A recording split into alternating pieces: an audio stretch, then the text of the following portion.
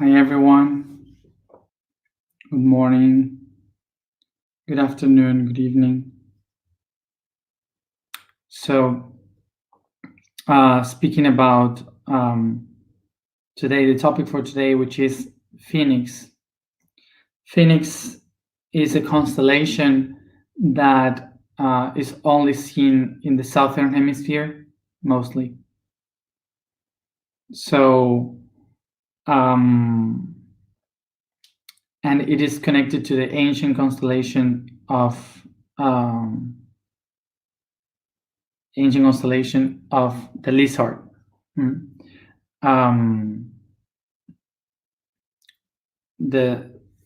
How do you say lizard? The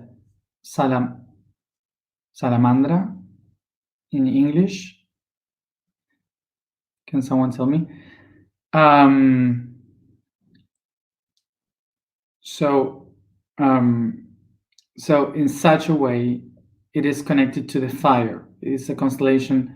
Salamander. Okay, thank you. So it is the salamander constellation too for the ancients in South America. And of course, it's connected to the fire, the element of fire. And it's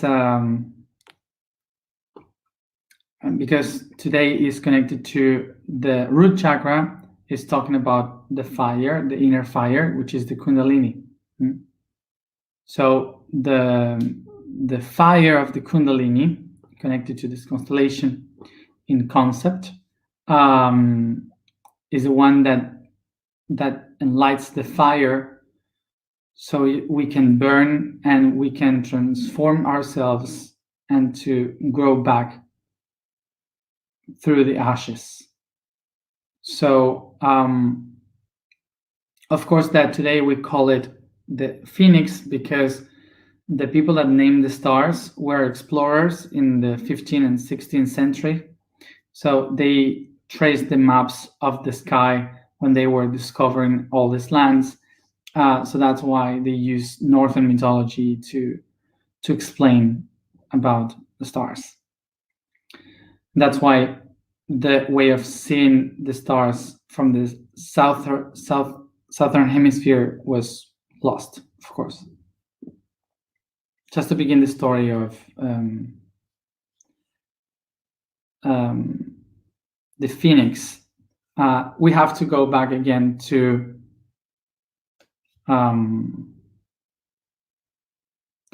the origins of our humanity in agriculture, because it's related to agriculture. As always, as everything we have created in human history. So it's related to what we eat. So the thing is that in all times, and even today, in some countries, some places,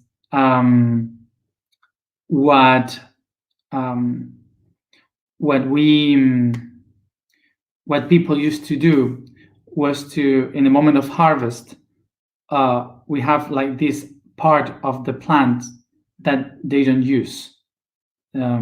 So for example, you take the grain, you take the fruit of the plant, and then you put it stubble.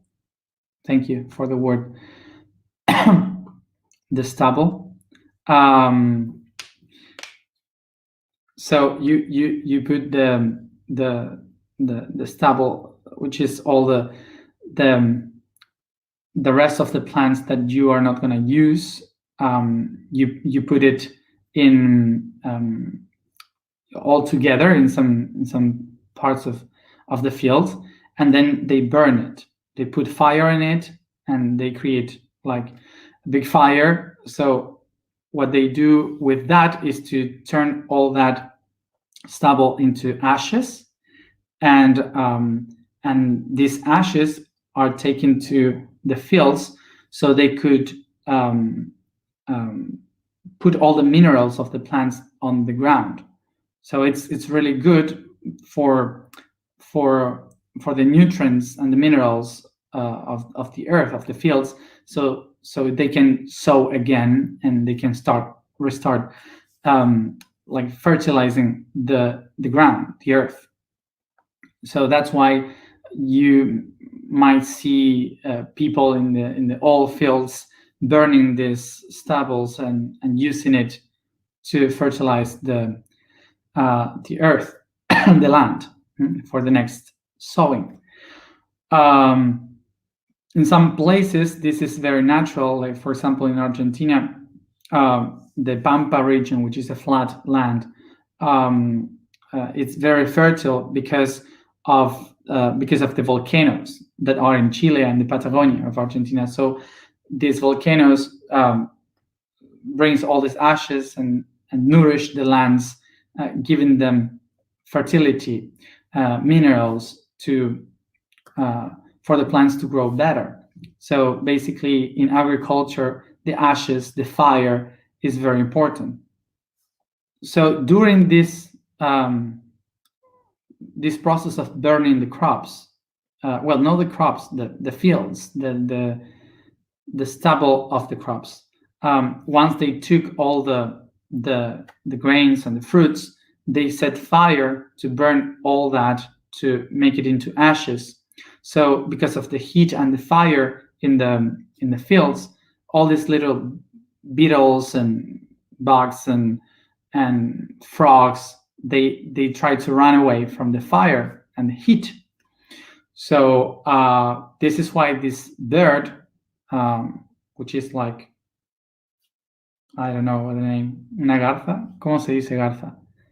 Like this bird with a long back and neck. So this bird usually went into these fields on fire to eat these animals that were trying to escape the ground. So this symbolism was seen like this bird was coming in the moments of the fire. And remember, it's the moment when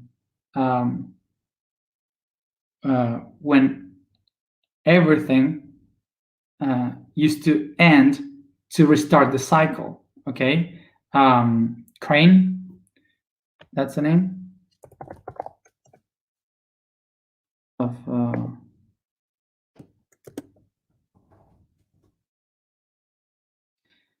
yes, is a crane.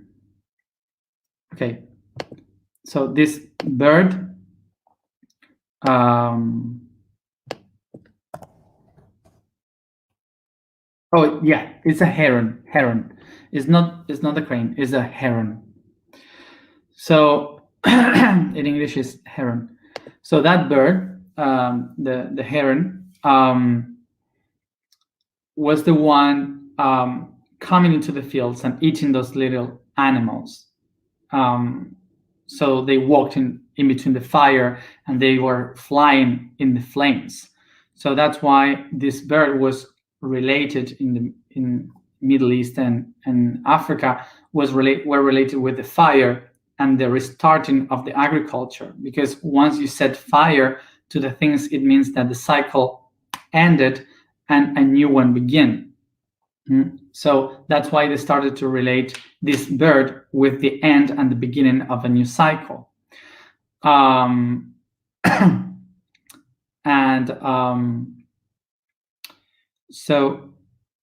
So then this symbolism started to be taken into the spiritual world. So they started to see the heron as a bird that represented the rebirthing. Like, when we die, we turn into ashes, and once we turn into ashes, we are born again into another body. So we come back like the sun, which is turning into ashes in the horizon into the west, and then rising up as fire into the east. So we started to put this symbol of that bird into the end of every cycle and the beginning of the next one. So this is how in the Mediterranean Sea, Middle East, Africa, and Europe, this bird started to become the symbolism of the rebirthing of, and created the symbolism of Phoenix, the bird, because Phoenix will be now the symbol of coming back again. So everything that dies and turns into ashes, it doesn't mean that it ended. It means that the cycle is going to start again. And all because of agriculture. So as always, everything started because of the cycles of agriculture. This is why I think it's really important to pay attention to the fields, to the farms, because when you look what is happening there, how the things work, you usually would be able to understand all the basis of our spirituality and way of thinking as a human today. So once we understood the origin of this phoenix, let's go into the spiritual concept of the phoenix. So the spiritual concept of the phoenix is that in order to be back, to renew myself, to be born again, the only way to to transcend what I am, to become something different and new, is if I let die everything that happened before. If I allow myself to die. Because when you turn into ashes, all the shapes, all the things that you were attached to, all the beliefs, all the material, the physical things, they just disappear. All the projections that you had of what you were in your environment, they just disappear. The only thing that remains is the spark. It's a spark that enlightens again and turns everything again into fire. The things that turns into ashes is the world of shapes. This that I have here, my clothes, my body, my personality, everything that turns into ashes. That's the me. That's the I. That's the ego. The ego is what turns into ashes. And the spark is the am. When the spark lights again, that's the essence. The am is the essence. So now it's important to remember what I explained at the beginning.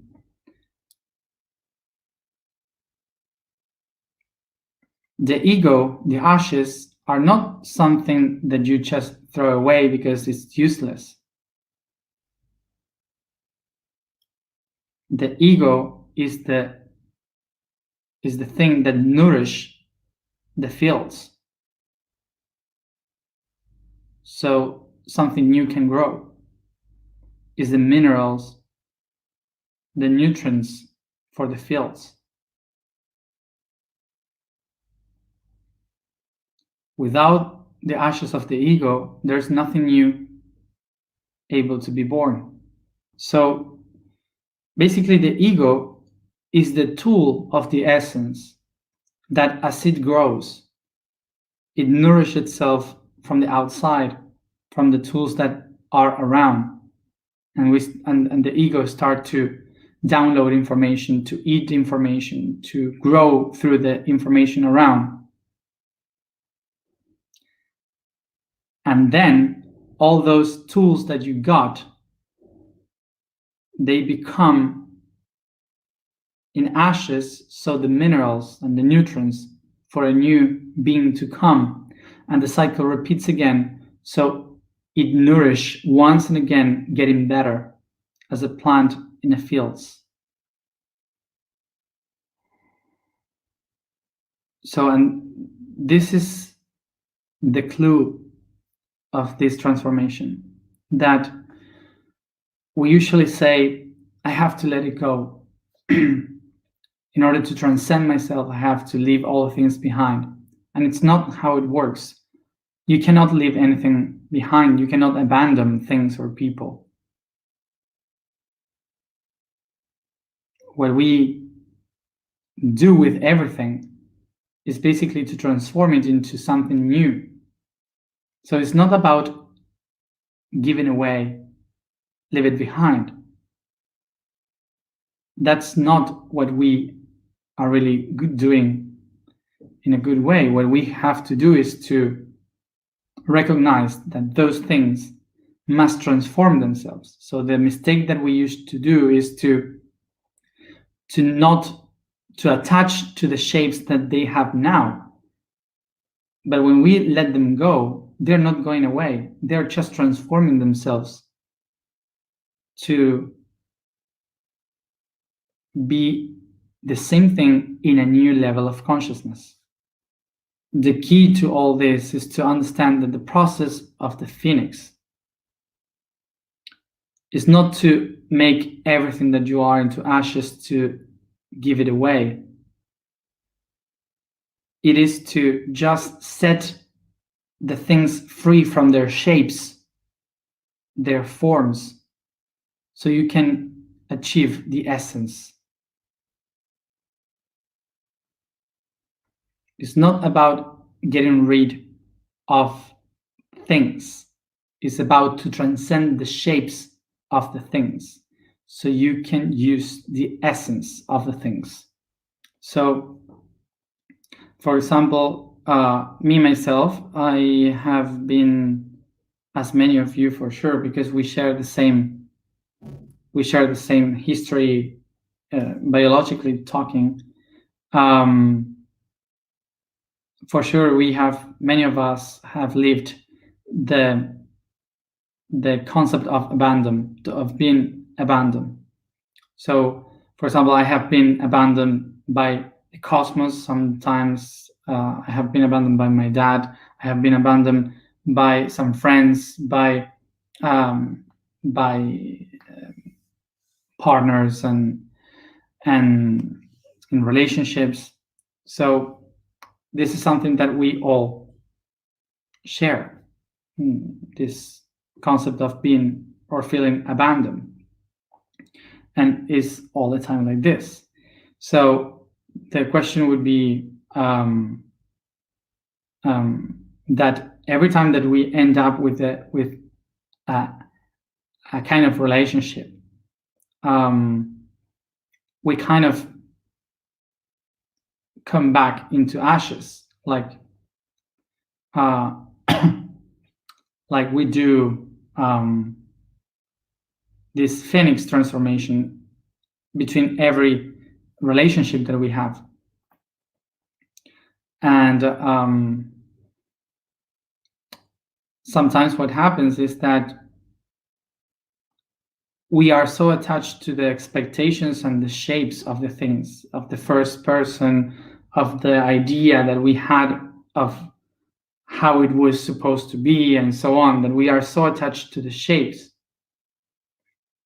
that every time that we burn, and we just burn like from the root chakra, like this fire of anger, then when we start again in a new cycle, we repeat the same patterns with other people, with new people, and we start to leave that again. So basically, because we are attached to the shapes and we are consuming the same essence once and again, and that's why we repeat constantly. So if we attach ourselves to the shapes, to the expectations, to the shapes of the things, so in the essence, that thing will be repeated once and again. So remember that in Capricorn we have been creating the basis of a house, the structure of a house. And usually this house, we keep building it, going up.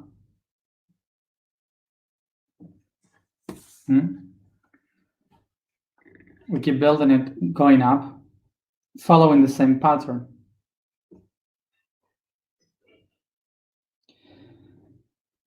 So this structure is the one that takes us inside the house. It's, yes, inside the box, inside this box. And remember that we have been speaking about the box of the Atlantean times, which is the Protecta.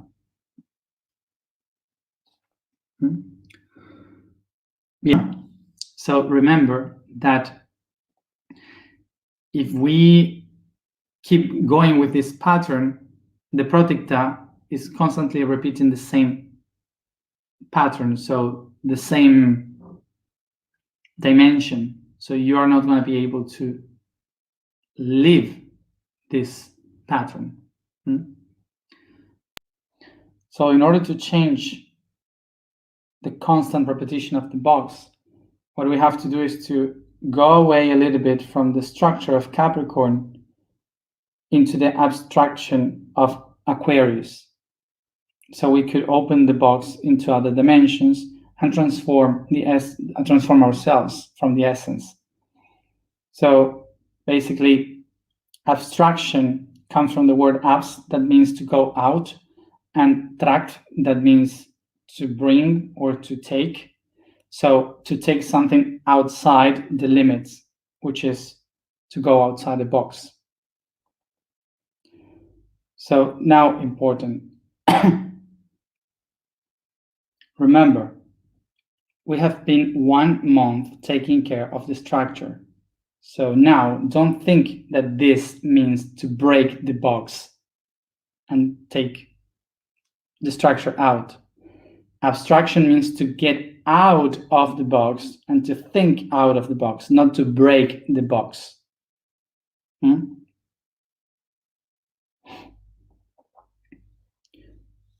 structure is perfect, all good, don't break it.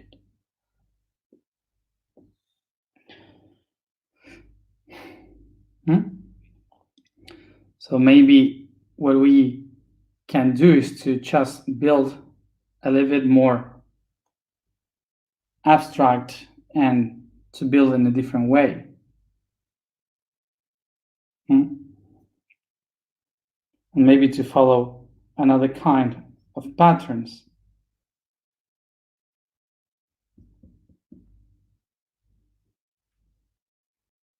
So maybe start to find another kind of limits.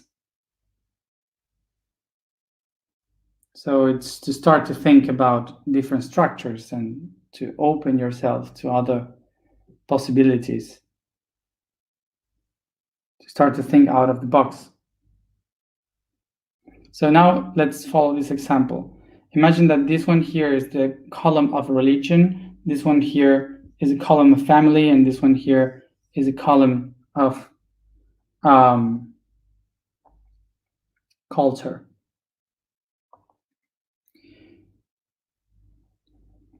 So for example, these 3 columns here, they start to burn and become ashes. But if I have the same pattern of beliefs, I will be building exactly the same. So imagine that the religion stops being religion and it turns into spirituality.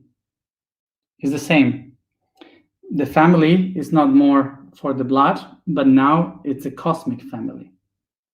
And now here, instead of government, for example, we have free culture, whatever. So basically, it's the same pattern, it's the same thing. So usually what we are doing constantly is to create the same, in different shapes, but the same essence all the time, constantly. So for example, if I have here the pattern of family, in order to really transcend from ashes into the essence and to change the shapes of the things, for example, I stop seeing the universe as mom and dad, mom the sun, mom the earth, and the father in heaven. We stop seeing like that, and we start to think about, I don't know, protons and neutrons, and that that, for example, ourselves, we are just cells in a body. So we stop building the structure of a cosmic family. You change completely the idea of your belief. So basically, the Aquarius energy is telling us to abstract ourselves from the structure, which means to understand that you have a structure and that you can go out of the structure if you want. So the task would be, how can I abstract from my own structure? And when I abstract from my structure, which is the ego is the structure of this being. So the ego becomes ashes to nourish this other one. So let's do something to break the structure. Okay?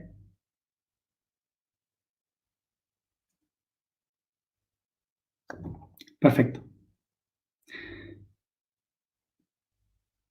Gracias a todos por estar aquí, como siempre.